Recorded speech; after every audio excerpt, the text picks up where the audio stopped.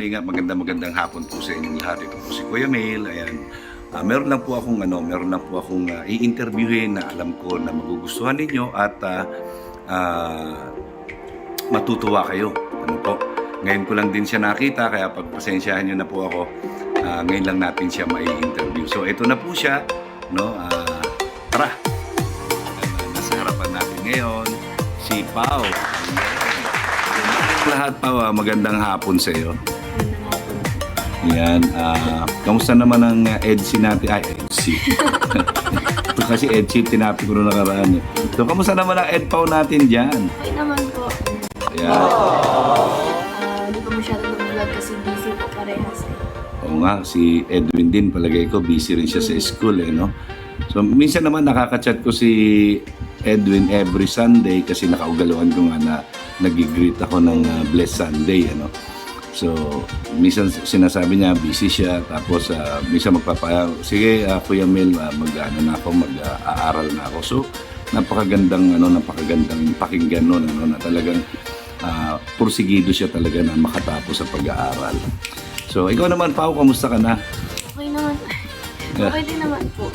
Busy nga rin po sa school kasi syempre second year na po. Mas madaming major na ngayon, kaya yun. Grabe naman yung school niyo, puro major naman yan. Wala bang kernel dyan? Ayan. So, kamusta naman ang Velvet Box? Okay din naman po. Yan. Ayan. Ngayon, dahil sa marami nangyayari ngayon, ano naman ang tanong ko lang, ano ang mga opinion mo, personal opinion mo regarding dito at ano mga pwede mong maging advice sa mga nanonood?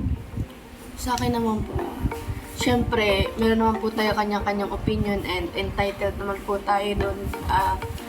Sa amin, sa part naman po namin, mga kalingap and lalo na po sa Angels kasi alam ko po ang pinaka talagang main focus ng issue is yung Angels po pag parang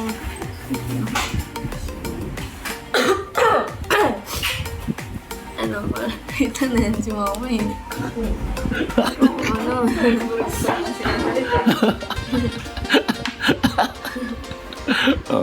Parang iwasan na lang po natin yung magsabi ng ako na kasi lalo na po ngayon sa social media po mabilis kumalat ang mga balita tapos huwag po tayo agad-agad maniniwala sa mga sinasabi ng iba kasi di nga po natin alam yung nangyayari sa likod ng camera at sa mga nakita natin sa camera lalo na po yung mga nakikita ko nga yung mga fake na mga pictures yan madami po ako nakikita ngayon man po baga sobrang layag na po ang AI kaya po ay dapat maging din tayo, aware din po tayo na hindi po lahat ng mga pictures or videos na nakikita natin dyan sa social media is totoo po kasi madali na lang po ngayon magpeke ng mga mga larawan.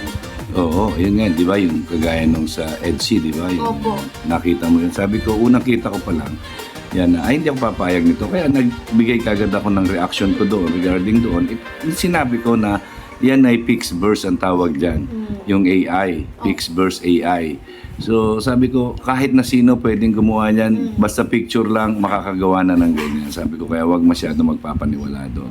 So sa ngayon sa mga nangyayari, kamusta naman ang isang Pao? Okay naman po. Syempre medyo naging affected din po tayo din sa mga nangyayari kasi pamilya ko man po baga ang dinadamay or na ngayon. Pero lang po, pray lang po kay Lord and alam naman po namin at alam po ni Lord kung ano talaga yung nangyayari sa wait lang po. Go. Hinahayaan na lang po namin na yung oras na lang ang masabi ng totoo kasi alam naman po namin na wala kaming ginagawang mali. Nagtutulong lang po talaga kami and gusto lang namin na madami pang mapabahayan at mapaaral ng mga taong yan, sa mga nanonood, yan, mga sponsors, mga supporters, yan, ano naman ang may papayo mo sa kanila? Sa mga supporters po and sponsors and sa mga viewers po ng Kalingap, maraming salamat po sa inyong patuloy na pagsuporta and sa syempre po yung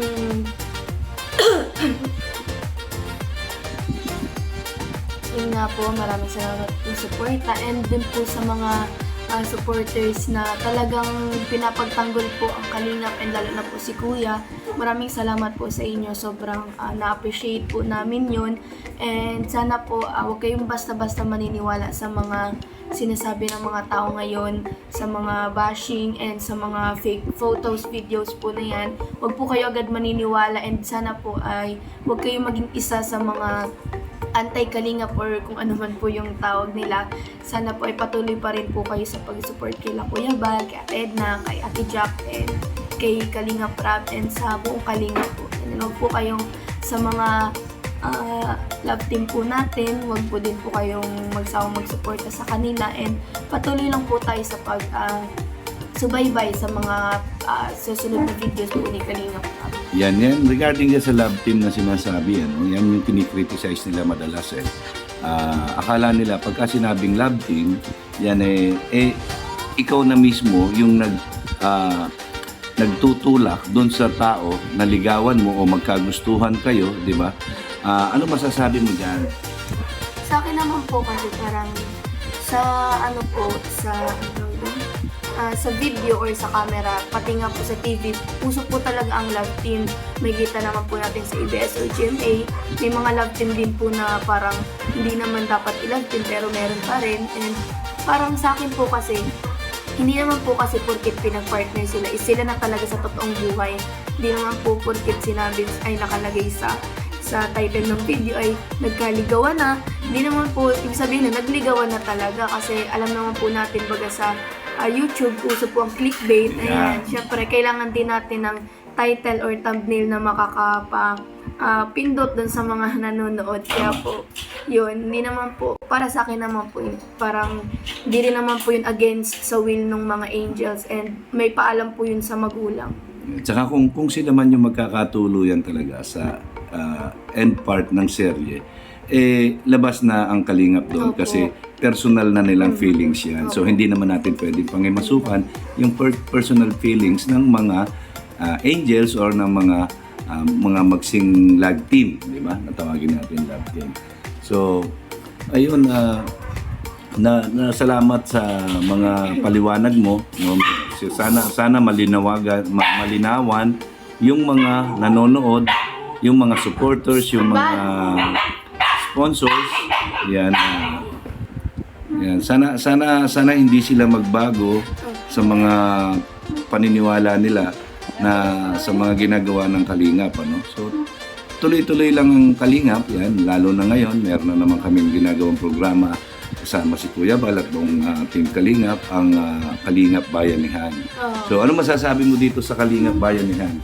Sa akin po, yung Kalingap Bayanihan po para sa akin is isang magandang programa po na parang mas